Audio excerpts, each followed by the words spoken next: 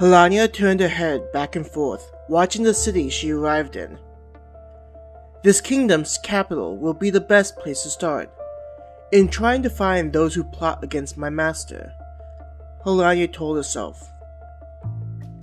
She looked at the busy street from the alleyway she transported herself to. With her skills, she was able to make herself appear without letting someone notice her sudden appearance. As she stayed inside the alleyway, Helania thought it was wise to change her appearance. Though there were not many who knew what she looked like, her image was well distributed inside of Felicitas. There were many merchants that came into the city to trade their wares with those living in the city.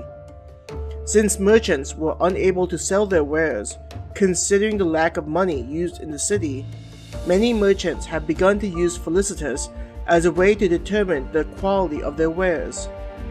If the residents of the city show interest, then merchants know that they will do well in other cities. The free education also helped them to learn new techniques that they hadn't learned before. It contributed to transforming Felicitas as a pilgrimage destination for them. Pulling out a mirror from a storage dimension, Helania looked at herself as she thought about how she should change her appearance. The first thing she did was to alter her face to give it a more mature look. Next, her hair was changed from a dark brown to a reddish color.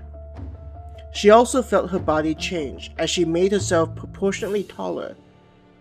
Looking herself up and down, Helania was satisfied that she had changed enough of herself to fool anyone aside from her master. Taking out new clothes, Helania changed into something more regal. If she were going to find a shadowy organization, it would be helpful for her to look as if she belonged to someone with wealth and power. Judging from what she had seen of this world, they have likely not seen the rest of this world. This will make it easier for her to claim that she represents a foreign power. Come to me. Your mistress summons you, Helania whispered into the air. In front of her, 5 women appeared dressed in outfits that appeared modest but drew the eyes towards key areas. They were on their knee, stating, "Mistress, as you have summoned us, we have obeyed. You 5 are my loyal servants, given to me by our master, who rules all before him. We have a great opportunity to demonstrate our loyalty in fulfilling a mission he has bestowed upon me," Helania said to the 5, who still had their heads down. "There is an organization that is plotting against him. He has sensed their plot to move against him." Helania heard the 5 in front of her hiss in anger. "He asked me to find this organization and find out more about it. Though he has only limited the mission to this, I feel that this is not enough. I wish to infiltrate this organization and let them know how foolish they are to try and move against my beloved master." Seeing them angered by the existence of people that would try to move against someone they held dear to their hearts, one of the women asked, "Mistress, please let us know how we may assist you on such a divine mission." "I will be acting as a messenger from a faraway kingdom. You 5 will be my servants, acting as human attendants would act. Knowing how important this mission is, I hope you will not disappoint," Helania stated with a slight edge to her voice. "We exist to serve," the 5 women all shouted in unison. Frederick looked out at the surrounding city, enjoying the sight of people walking around living their common lives. They would go to the market and haggle for every extra coin, never knowing the luxuries that existed in the world. It always put him in a better mood seeing them scurry down there. Though the kingdom was ruled by the king, Frederick knew that he was the real power. With the king having fallen ill, Frederick was the one that was running the kingdom. With the influence he carried, the princes and princesses were unable to stand in his way. "Sire, I apologize for interrupting your relaxation, but there is something quite odd at the front gate," a nervous-sounding attendant stated. Being interrupted while he was enjoying his peace was not something he enjoyed, making him wonder if he should punish the attendant. Ignoring the man as he was looking worried about what would happen to him, Frederick walked out of his day room.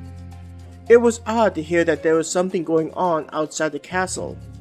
Usually, they already knew about someone arriving instead of being surprised. His boots echoed off the stone floors as he walked down all the stairs and hallways on his way to the entrance. Frederick began to become annoyed by the person who ruined his day. As he passed by, soldiers would come to attention and salute to him. Even though he was a noble, his title was a non-hereditary one, making him below all the other nobles. He remembered how he used to have to keep to himself in fear of offending someone, but now he was the one that caused others to be afraid. Walking out of the inner castle seemed a lot warmer compared to his day room. The heat was something he didn't enjoy, causing a scowl on his face to appear. Heading down the path that led to the entrance, he noticed that there was quite a number of guards around. Normally, there was only a few guards to make sure that nobody just walked in. It was another strange thing in addition to someone being at the gate, enough to cause an attendant to interrupt him. "What is going on here?" he called out to the guards, who jumped after hearing his voice. They could tell that he wasn't in a good mood to play games. One of the guards turned towards him and said, "My lord, there is a woman, along with several servants, at the entrance. We didn't know what we should do with her." "What do you mean, you didn't know what to do with her?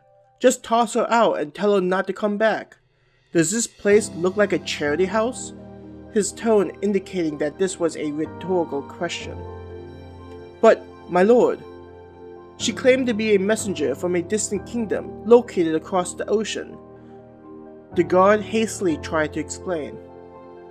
Intrigued by the news that she came from another land, Frederick walked closer and began to see why there were so many guards around. Frederick felt his breath catch as he witnessed the sheer beauty that radiated off of the woman. Her reddish hair seemed to catch the light from the sun, making it sparkle like a ruby. When he saw her face, Frederick actually believed that there was no woman that was more beautiful than her. Though her age appeared older, this only seemed to enhance her mature beauty. The guards moved out of his way, as his feet seemed to act with a mind of their own towards the goddess of a woman. When she noticed him and her eyes met his, it felt as if his soul had been shaken. Looking away from her gaze, like some schoolboy, his eyes fell to where the top of her outfit opened to reveal her plentiful breasts. "And who do I have the honor of meeting?" A voice that encompassed the gentle breeze blowing through an open field asked him. Blushing from being distracted by her voluptuous beauty, Frederick looked up and met the woman's eyes. I am Frederick, my lady. I am the direct aide to the king in this kingdom. It is a pleasure to meet your acquaintance," he bowed to her. "I am happy to meet you, too. I am a simple messenger from my kingdom.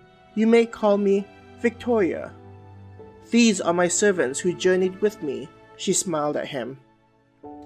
Just seeing her smile gave him a pause, as if such a moment was too perfect for this world.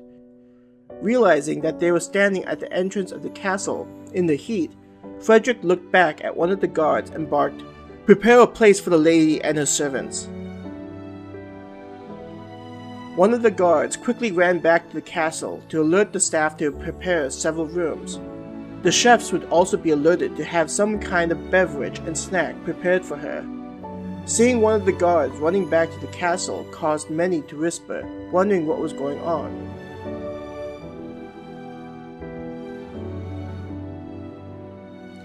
I apologize for keeping you here at the entrance instead of inviting you in where it is cooler. We are not normally so rude to such esteemed guests. Frederick tried to make up to Victoria. Victoria lifted up her hand towards Frederick, who gently held it and placed it on top of his arm, escorting her towards the castle. There is no need to concern yourself. We are from a humble kingdom, and when my king asked for me to journey out, I was happy to obey. We have stayed in various inns inside this wonderful kingdom of yours. Victoria smiled at him. Resting her hand on top of hers, Frederick could feel how smooth and delicate they were. It was as if she was made from milk and cream, making him never want to let go of her. Occasionally, he would feel her hip rub against him as they walked, igniting feelings inside of him. If it were another woman, he would have assumed that they were forward, but with her, Frederick only saw it as an innocent act. She didn't appear to be someone who used their sexuality to tempt men to them. With her natural beauty, men would be willing to leap off of cliffs if she were to request it. Occasionally, Frederick tried to move his eyes so he could glance at her shapely breasts. The way they occasionally moved from her gait made him swallow the saliva in his mouth. A part of him wished that he was able to view them and fantasized about her embracing him and the two of them making passionate love at night. To be granted an escort from the king's aid, I consider this a great honor, my lord, Victoria warmly spoke, drawing him out of his dreams. We were hoping to receive time from someone, but expected to meet a lower-level official. Though I am a royal messenger, I could not assume a kingdom across the ocean to have heard about us and provide us with special privileges. Frederick patted her hand. My lady, what kind of gentleman would I be if I were to allow a lady of your standing to wait outside and then meet some official? I do hope you do not think of us so lowly a kingdom. Do forgive me. I hope I did not give offense. Victoria's voice was startled and embarrassed at possibly insulting him. He chuckled while shaking his head. I merely jest. I must confess that I was slightly annoyed by having to come down here, but I am happy that I did. What would my life be like if I were to miss seeing a lady of your quality? Frederick gently lifted up her hand and kissed the back of it. Oh my, you flatter me. I am not as young as other women, and have already accepted the damage that time does unto all. Though I cannot say that your words are the truth, it is always a warm welcome to hear gentlemen say such kind words. Her voice filled with longing. No longer am I the target of affection of men, but this is something that happens to all of us ladies. Though we may be able to push back the effects of time, we are powerless to stop it. I hope you did not mistake my words as mere flattery, my lady. Though time continues to steal from us our youth, I do not believe there is a woman in this world that could rival your beauty. If you think that my words are empty, then I would ask that you end this life of mine, for I have seen art in living flesh, and have no other wishes in this world. Frederick vehemently denied her attempt at belittling her looks. If Victoria was not the most desired in this world, then could any woman look at herself in the mirror? Like a soothing stream, her chuckle made him feel relaxed and happy to have her by his side. My lord, your words are a kindness to my heart. I am glad that my king had sent me on this journey, for I would never have met such a warm gentleman such as yourself. She lightly squeezed his arm in affection. To show you that my words were genuine, I would like to invite you to stay in this castle for as long as you need. I do hope that you will see that my eyes are not false. If you will allow, I do hope to be able to escort you around the palace grounds. I must say that your presence is more than a comfort. Frederick felt nervous, fearful that she would gently reject him. Victoria turned her head and looked into his eyes, Her smile was gentle and wide. "It would be an honor. I feel as if we were destined to meet, and our time linked to a grander design." Feeling himself drown in the depths of Victoria's eyes, he didn't have a chance to see the 5 servants staring straight at him with a slight smile on their faces.